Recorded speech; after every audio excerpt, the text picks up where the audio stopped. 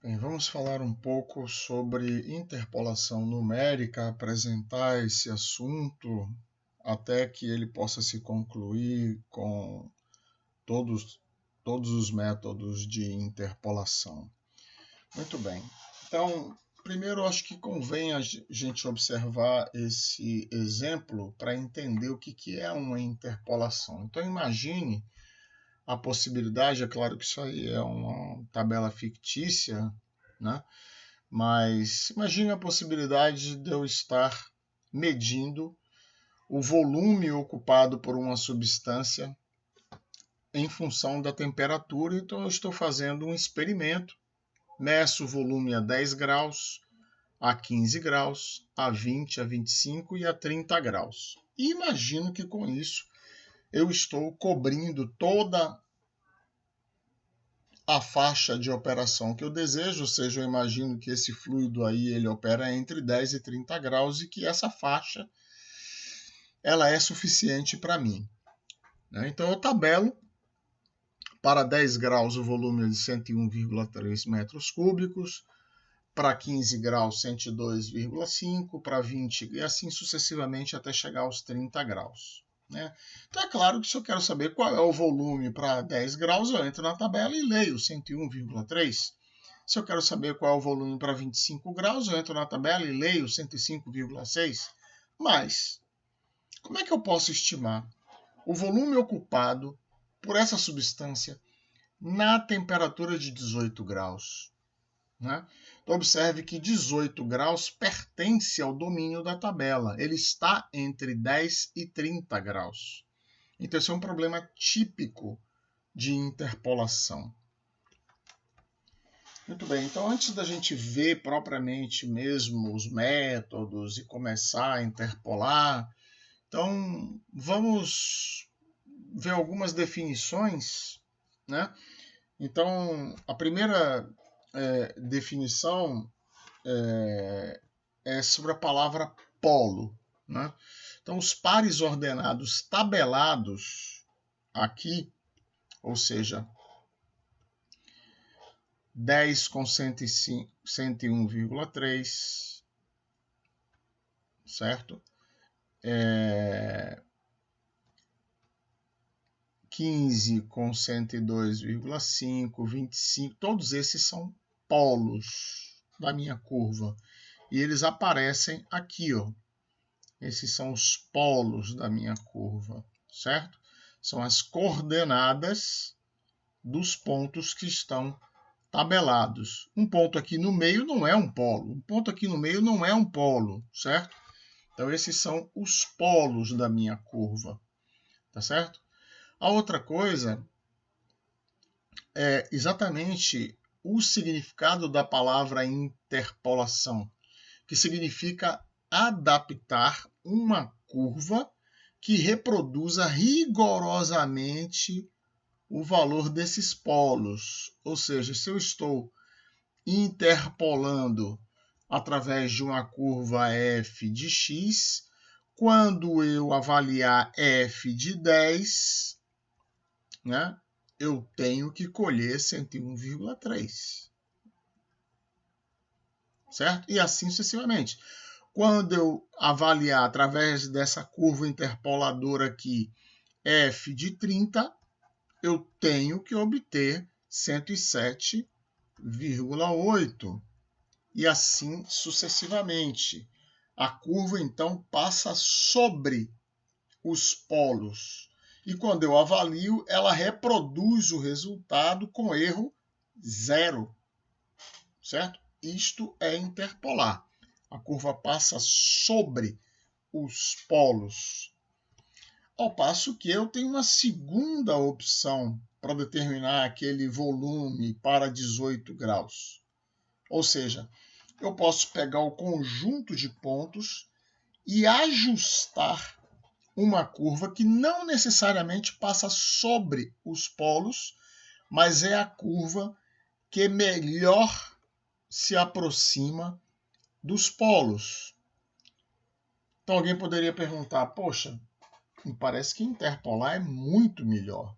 Acontece que se eu tiver uma tabela com 10, com 20 pontos, Ninguém interpola, ninguém ajusta uma curva interpoladora a 20 pontos. Ninguém faz isso, né? Se eu tenho uma tabela, como aquela tabela, que eu vou voltar até a ela aqui, né?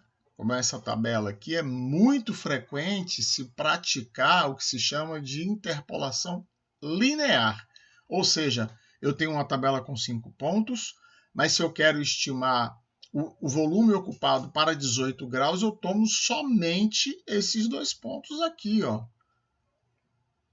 Certo? 15 e 20 e interpolo aqui no meio, para descobrir quanto vale o valor da função para 18 graus. Então, ninguém interpola para toda a tabela, ao passo que eu posso adaptar uma reta a uma nuvem contendo 30, 50, 100 pontos. Isso é tranquilo. Então, o ajuste tem a sua aplicabilidade e a interpolação tem a sua aplicabilidade. É como eu disse, se a gente está interpolando, vou passar sobre os pontos, mas às vezes, se eu quero interpolar um valor para 18 graus Celsius, como a gente viu lá no exemplo, pode ser que eu não esteja nada interessado nos outros valores que estão distantes. Então eu passo uma reta entre 15 e 20 e obtenho o meu valor, ao passo que o ajuste vai cobrir toda a tabela, né? Então, a gente já pode tirar algumas observações, né, nesse momento. Primeira observação é que há vários tipos de interpolação. E o tipo vai ser definido pelo tipo de curva escolhida para interpolar. Se eu escolho uma função trigonométrica, eu terei uma interpolação trigonométrica. Se eu escolho uma curva do tipo logarítmica, eu terei uma interpolação logarítmica. Se eu escolho uma curva tipo exponencial, eu terei uma interpolação exponencial. Se eu escolho um polinômio, eu tenho uma interpolação polinomial e assim sucessivamente. Certo? Então, dada uma tabela com N pontos, como a gente viu ali, eu já falei disso, né? Eu posso ter 5 pontos, mas querer fazer uma interpolação linear usando 2 pontos da tabela só. Então é muito comum eu ter uma tabela com 20 pontos, mas não usar os 20 na interpolação, usar apenas 2. Então é comum que não se envolva, é muito comum. Aliás, digamos que é muito raro se envolver todos os pontos da tabela na interpolação. Mas eu vou envolver apenas o número de pontos conveniente e suficiente para a determinação dos coeficientes da função interpoladora que eu estou ajustando para interpolar. Tá certo? Então, o ponto tem uma outra coisa importante, que eu só interpolo dentro do domínio de interpolação. Isto quer dizer que se eu uso para interpolar, eu tenho, como naquele exemplo, x, aliás, t era t, era na verdade t e v. E aqui eu tinha 10, 15, 20, 25, 30, certo? Então, se eu escolho fazer uma interpolação linear usando 15 e 20, então eu só vou poder estimar entre 15 e 20. Se eu uso todos os 5, eu só posso interpolar entre 10 e 30, ou seja, 40, que está fora do domínio da tabela, é uma extrapolação, como está aqui na figura. Ou seja, eu tenho aqui uma simulação polo 1, polo 2 e polo 3 envolvidos na adaptação dessa curva interpoladora.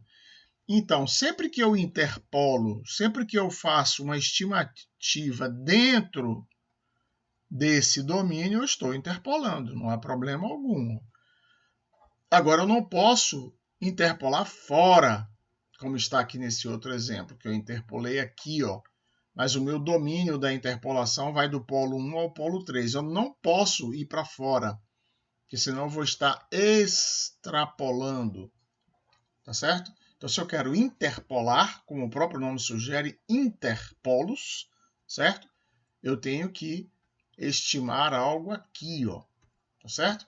Então, fora geralmente não dá bom resultado. A gente nem estuda isso. Eu não quero extrapolar, eu quero interpolar. Os bons resultados são de interpolação e não de extrapolação, certo?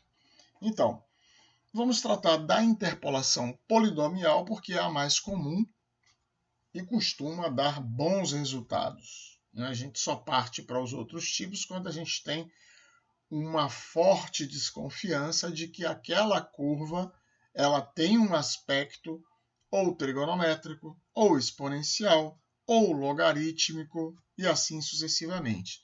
Então, o que se faz na prática é interpolar polinomialmente. Então, qual é o problema? Eu tenho aquela tabela do slide 1, do slide 2, aliás, com n mais 1 pontos tabelados e a função que gerou aqueles pontos é desconhecida. Aquilo foi um experimento. Eu não sei qual é a função que modela aqueles resultados que eu produzi. Se eu soubesse, eu não precisava interpolar, né?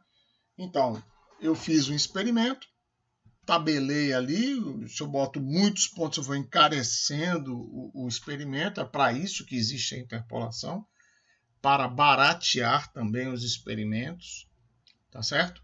Então, eu tabelei n mais 1 pontos e agora eu quero aproximar f de x, que é desconhecida, por um polinômio Pn de x, de tal forma que f de x0 é Pn de x0, f de x1, Pn de x1, f de xn, Pn de xn. Foi o que nós dissemos lá atrás, ou seja, a função interpoladora reproduz o polo com erro zero. É isso que está escrito aqui, que eu estou reproduzindo o polo. Isso aqui é a condição que tem que ser satisfeita por qualquer função interpoladora, com raras exceções. Não vamos entrar nisso agora para não tumultuar, né?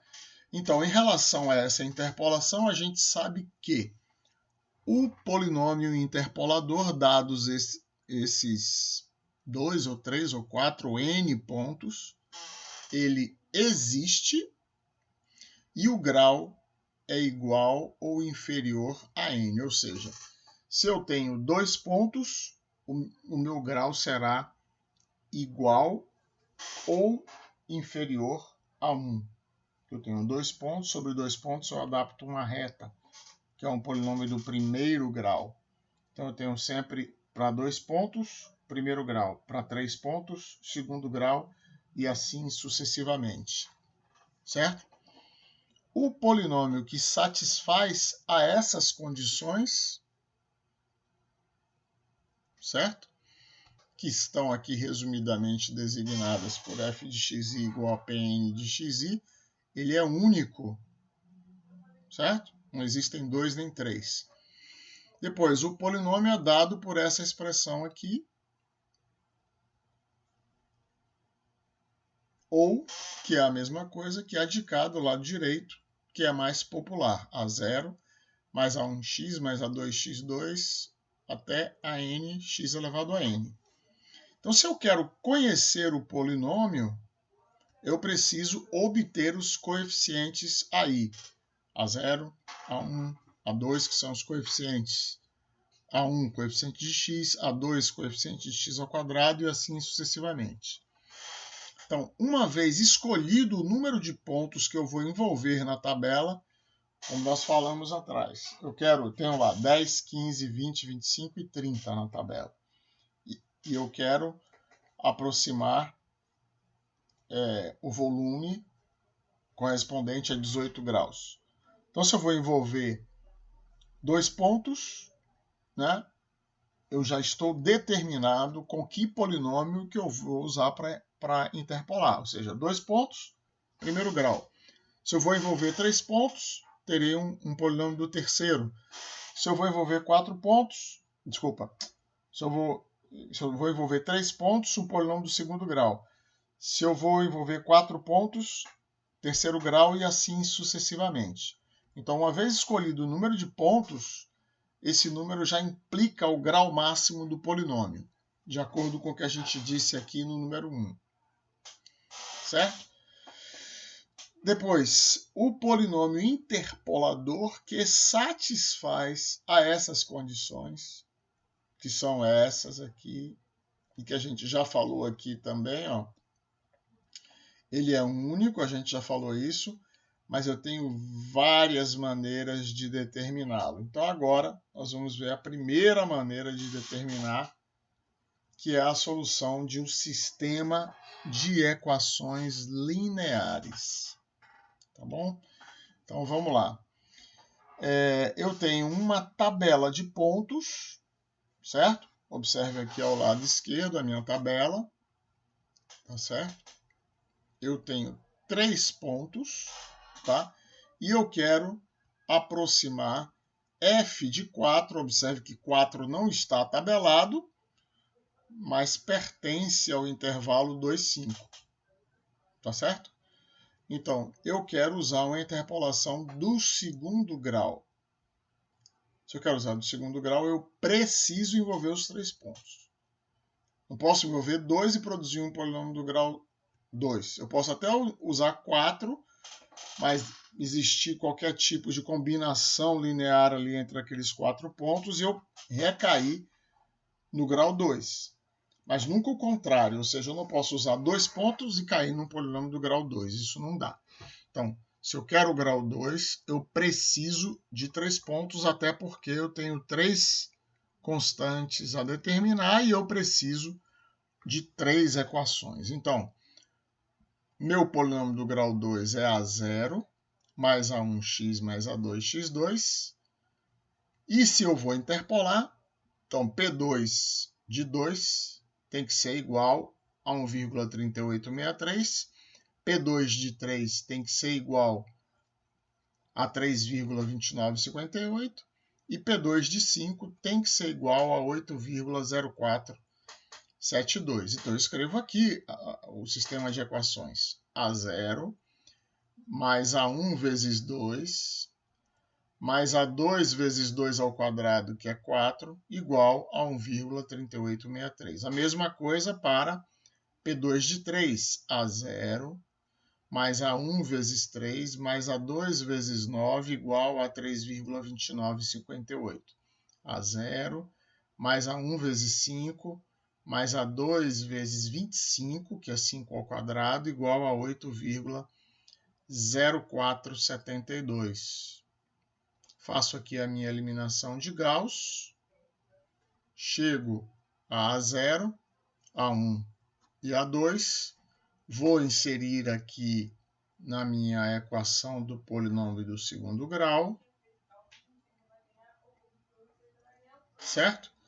E observe que se isso aqui está certo, P2 de 2 tem que dar 1,3863 e dá de fato. P2 de 3 tem que dar 3,2958 e dá de fato.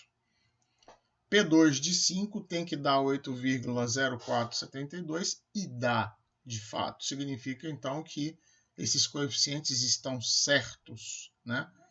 Mas não foi para isso que eu gerei essa função, foi para determinar um valor aproximado para f de 4. Então eu vou jogar 4 aqui e vou descobrir que Pn de 4 aproxima f de 4, eu não conheço f de x, mas posso aproximá-la por interpolação. Então, Pn de 4 é 5,5161. E essa é a resposta do meu problema, e assim a gente viu como interpolar resolvendo um sistema de equações lineares. Tá bem?